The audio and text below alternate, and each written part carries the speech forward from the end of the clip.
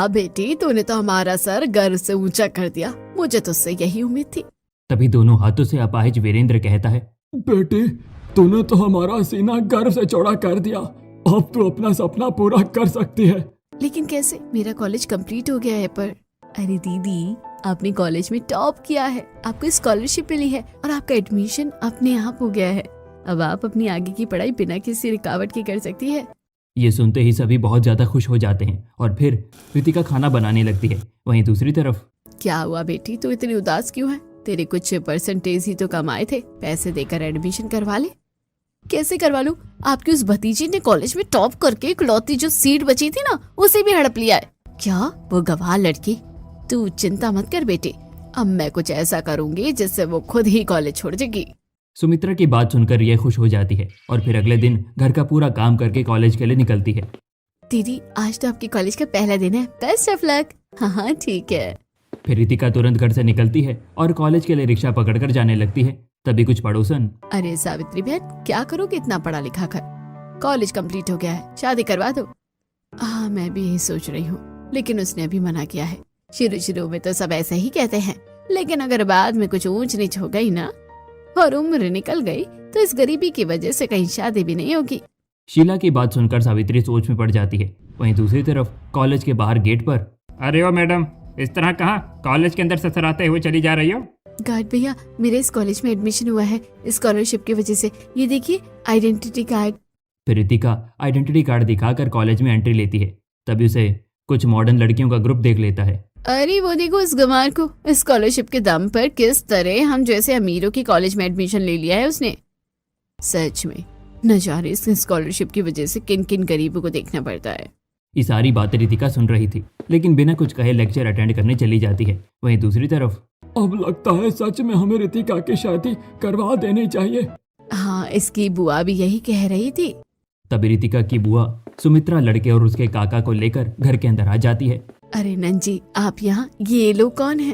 अरे भाभी, अंदर तो आने दो, बहुत बड़ी खुशखबरी है, इनका पहले स्वागत करो अच्छे से।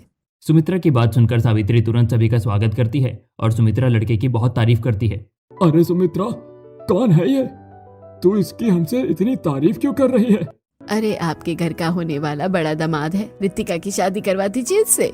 ये सुनते ही तुरंत सावित्री उठ खड़ी होती है। नहीं, मैं ऐसा नहीं होने दूंगी। इस बूढ़े जैसे दिखने वाले लड़के से मैं अपनी बेटी की शादी नहीं करवाऊंगी।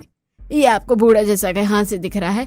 यही कोई 30-32 साल का होगा और फिर सरकारी नौकरी है, करोड़पति बाप का इकलौता बेटा है, राज करेगी आपकी बेटी वहाँ। तभी वहाँ रितिका आती है। बुआ, ये सब क्या है?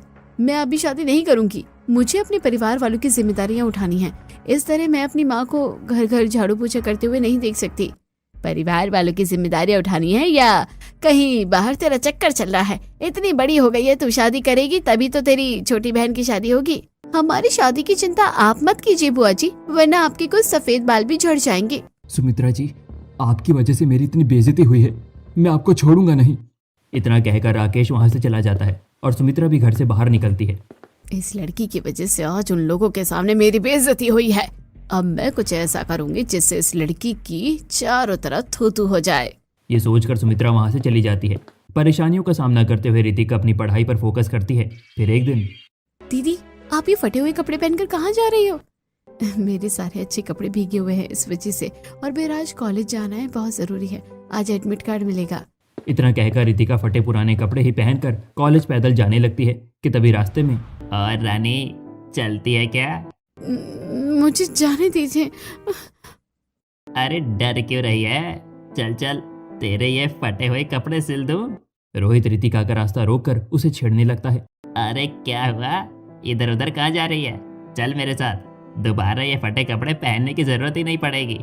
रितिका रोहित से बचकर आगे बढ़ती है कि तभी रोहित की बाइक के हुक में रितिका का कपड़ा फंस जाता है और वो गिर जाती है। तभी रोहित भी उसके ऊपर गिरता है। ये क्या बदतमीजी है, मैं तुम्हें छोड़ूंगी नहीं। रितिका तुरंत जमीन से उठती है और रोहित को खींचकर एक चांटा लगाती है, जिसे रोहित वहां से भाग जाता है। हे भगवान, जमीन पर गिरने की वजह से चोट लग गई, ऊपर से कपड़े भी फट गए, अब इस हालत में कॉलेज भी नहीं जा सकती। ये सोचकर रितिका तुरंत वापस घर के लिए निकलती है। वहीं दूसरी तरफ घर के बाहर, अरे मैं तो पहले ही कह रही थी, जरूर बाहर कहीं चक्कर चल रहा है, तभी तो शादी नहीं करना चाहती थी। हाँ और नहीं तो क्या, आज ही रिक्शा स्टैंड के पास एक लड़के की बाहों में गिरी पड़ी थी। नहीं, ऐसा नहीं हो सकता, मुझे मेरी बेटी पर पूरा भरोसा है। अच्छा, विश्वास नहीं होता ना, तो ये देखो फोटो।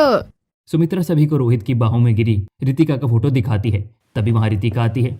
लो आ गई महारानी अपना मुंह काला करवा कर। आप सब ये क्या कह रहे हैं? मैं तो कॉलेज गई थी। अच्छा, कौन सा कॉलेज? आज तो कॉलेज की छुट्टी है। सुबह सुबह ही मैसेज आया फोन पर। क्या छुट्टी?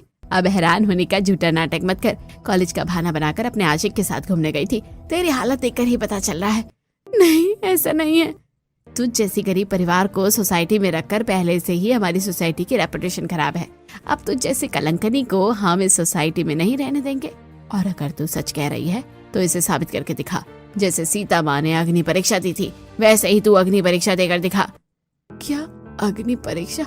ये मेरी बेटी कैसे देगी? तभी सुमित्रा रितिका का हाथ पकड़ती है और घसीटते हुए उसे मंदिर के बाहर ले जाती है और जलते हुए कोयले बिछा देती है। नहीं नहीं, मैं इस कोयले पर नहीं चलूंगी।